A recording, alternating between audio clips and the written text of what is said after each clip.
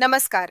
आज आपण मुख्यमंत्री माझी लाडकी बहीण योजना संदर्भात अत्यंत गंभीर आणि महत्त्वाच्या विषयावर बोलणार आहोत. सरकारने 18 सप्टेंबरपासून ई-केवायसी प्रक्रिया सुरू केली. मात्र याच ई-केवायसी मुळे लाखो लाडक्या बहिणींचा लाभ थांबलेला आहे. राज्य सरकारकडून सांगण्यात आलं होतं की अंगणवाडी सेविकांच्या मदतीनं ई-केवायसी केली जाईल. पण प्रत्यक्षात अनेक ठिकाणी ई-केवायसी प्रक्रिया सुरूच झालेली नाही. काही अंगणवाडी सेविका अतिरिक्त जबाबदारीमुळे विरोध करत आहेत. आता प्रश्न असा आहे की ई-केवायसी पोर्टल सुरू करायला सरकारला अडचण काय आहे? जर पोर्टल किमान 1 महिना सुरू ठेवलं, चुकीची ई-केवायसी दुरुस्त होऊ शकते.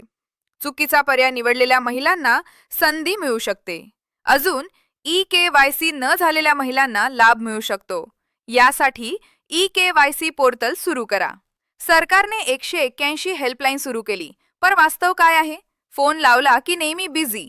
अनेक वेळा ट्राय केलं तरी कॉल लागत नाही. कॉल लागलाच तर समाधानकारक उत्तर मिळत नाही.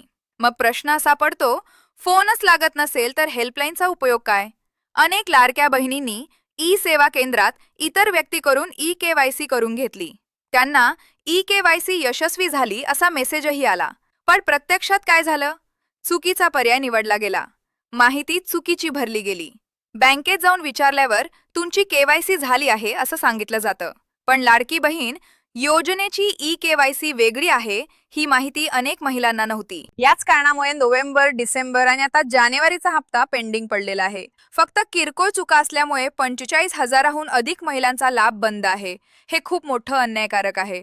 माझं स्पष्ट मत आहे की ई-केवायसी दुरुस्ती प्रक्रिया तात्काळ सुरू करा. पोर्टल किमान 1 महिना सुरू ठेवा. एडिट व करेक्शन ऑप्शन द्या. सर्व जिल्हे व तालुक्यात ई-केवायसी कॅम्प घ्या. अंगणवाडी सेविकांची मदत घ्या.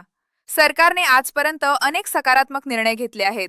त्यामुळे हा निर्णयही सकारात्मकच होईल अशी अपेक्षा करूया. जर तुम्हाला काही अडचण असेल तर कमेंटमध्ये नक्की विचारा. धन्यवाद.